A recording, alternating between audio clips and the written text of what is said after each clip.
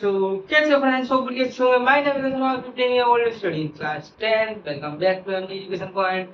So, आज से हम धमाकेदार साइंस का सेक्शन स्टार्ट करते हैं और जिसमें एक आपको सा चैप्टर है लाइफ प्रोसेस का उसको देखते हैं और इसकी लाइफ प्रोसेस की और भी वीडियो आएंगी। इस वीडियो में हम उसकी स्टार्टिंग करते हैं और देखते हैं लाइफ प्रोसेस होता क्या है, लाइफ प्रोसेस में होता क्या है और एंड तक आपको कुछ ऐसी ऐसी चीजें मिलेंगी जो आपने कहीं और नहीं देखी होंगी। सो लाइफ प्रोसेस पे यहीं पर स्टार्ट करते हैं।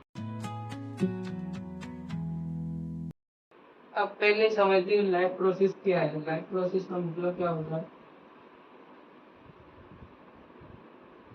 अगर चैप्टर का नाम ही नहीं जानेंगे कि लाइफ प्रोसेस का मतलब क्या होता है तो आगे फिर क्या समझेंगे कुछ नहीं। तो लाइफ प्रोसेस का मतलब होता है जैव प्रक्रम। और जैव प्रक्रम का मतलब क्या होता है।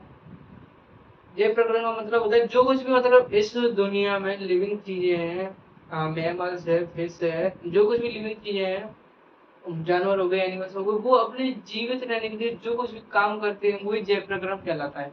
तो सबसे पहला काम है न्यूट्रिशन। न्यूट्रिशन का मतलब होता है पोषण। अब समझते हैं न्यूट्रिशन पोषण है क्या। तो पोषण खाना खाने हम जो खाना खाते हैं वही पोषण होता है जिससे हमको एनर्जी मिलती है। अगर एनर्जी नहीं मिलेगी तो फिर वीक हो जाएंगे और डेड हो सकते हैं। और सेकंड है रेस्पिरेशन। रेस्पिरेशन का मतलब होता है श्वसन। और रेस्पिरेशन का और रेस्पिरेशन देखते रेस्पिरेशन क्या होता है। खाने से जो ऊर्जा निकालना उसको रेस्पिरेशन कहते हैं। और थर्ड है ट्रांसपिरेशन। तो ट्रांसपिरेशन तो आप समझ गए होंगे। ट्रांसफर किसी चीज को ट्रांसपिरेशन का मतलब होता है वाष्पोत्सर्जन।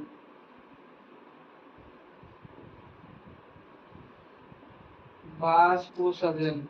और ट्रांसपिरेशन का मतलब बताऊं शरीर में जो कुछ भी चीजें हैं, जैसे फूड गया तो प्रोटीन गया तो उसको ट्रांसपोर्ट करना शरीर के अंदर वो ब्लड का काम होता है। जैसे प्लांट में जाइलम ट्रांसपोर्ट करता है, फ्लूइड ट्रांसपोर्ट करता है और बॉडी में ब्लड ट्रांसपोर्ट करता है। और फोर्थ है ट्रांसपोर्टेशन के बाद है एक्सक्रीशन। एक्सक्रीशन का मतलब होता है उत्सर्जन। उत्सर्जन का मतलब क्या होता है शरीर में मतलब जो कुछ भी गंदी चीजें वेस्ट मटेरियल है जिसका यूज कर लिया है और जो कुछ वेस्ट मटेरियल बचा है उसको बाहर करना, बाहर बाहर निकालना, बाहर करना, उसको एक्सक्रीशन बोलते हैं। अब इतना मैं समझ लो न्यूट्रिशन का पोषण होता है, रेस्पिरेशन सर्कुलेशन और ये चार चीज आपने समझ ली। अब इसके बाद फर्स्ट वाले टॉपिक को लेते हैं न्यूट्रिशन क्या है। इसको और भी चीजें देखेंगे। न्यूट्रिशन अभी तो इसका नाम बताया है। न्यूट्रिशन में क्या क्या होता है वो देखते हैं। चलो अब इतना तो हमने देख लिया कि न्यूट्रिशन का मतलब पोषण होता है। अब देखते हैं ये कितने प्रकार के होते हैं। तो ये होते हैं दो प्रकार के। पहला ऑटोट्रोपिक।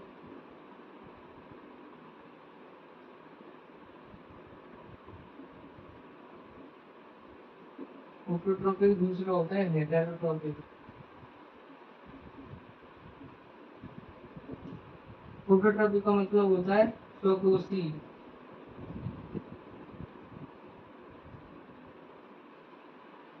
और हेटेरोट्रोपिक का मतलब होता है परपोषी।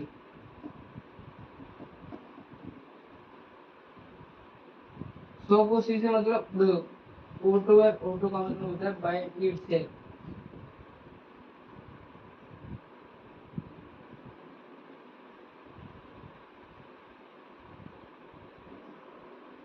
ऑटो का मतलब खुद से करना, जो काम खुद से करते हैं उसको ऑटो यानी बाय इटसेल्फ। और ऑटोट्रोपिक का मतलब होता है स्वपोषी। जो जीव जंतु खुद अपना भोजन बनाते हैं, खुद अपना पोषण बनाते हैं, वो ऑटोट्रॉपिक कहलाते हैं, ऑटोट्रॉप्स कहलाते हैं। और जो दूसरों पर निर्भर होते हैं, वो हेटेरोट्रॉपिक कहलाते हैं, हेटेरोट्रॉप्स। हेटेरोट्रॉपिक न्यूट्रिशन है जो दूसरों पर निर्भर होते हैं वो हेटेरोट्रॉप्स कहलाते हैं। और ऑटोट्रॉपिक में कौन कौन आते हैं लाइक प्लांट, और हेटरोट्रॉपिक में आते हैं मैमल्स। मैमल्स लिख सकते हैं, वरना ह्यूमंस भी लिख सकते हैं। और एनिमल्स, तो ह्यूमंस और एनिमल्स क्यों हेटरोट्रॉपिक है ये बताता हूँ। जैसे ह्यूमंस हैं वो अपना खुद ही अपना भोजन नहीं बना सकते, वो दूसरों पर निर्भर होते हैं। जैसे कोई भोजन लाया है, जैसे किसान है वो खेती बाड़ी करते हैं और उनसे हम खरीदते हैं, तो दूसरों पर निर्भर, अगर वो खेती बाड़ी नहीं करेगा तो हम नहीं ले सकते। तो दूसरों पर निर्भर होते हैं। और जो प्लांट है वो खुद अपना वो बनाते हैं, पोषण। और ये दो प्रकार के हमने जान लिए, और इसको अगर आपको समझ में नहीं आ रहा तो पीछे करके आप दोबारा से इन सब को समझ सकते हो। और और जो जो एनी जो प्लांट है वो अपना फूड बनाता है फोटोसिंथेसिस की फॉर्म में। फोटोसिंथेसिस प्रेजेंट, फोटोसिंथेसिस जो सिस्टम है उसमें बनाता है, फोटोसिंथेसिस प्रोसेस में।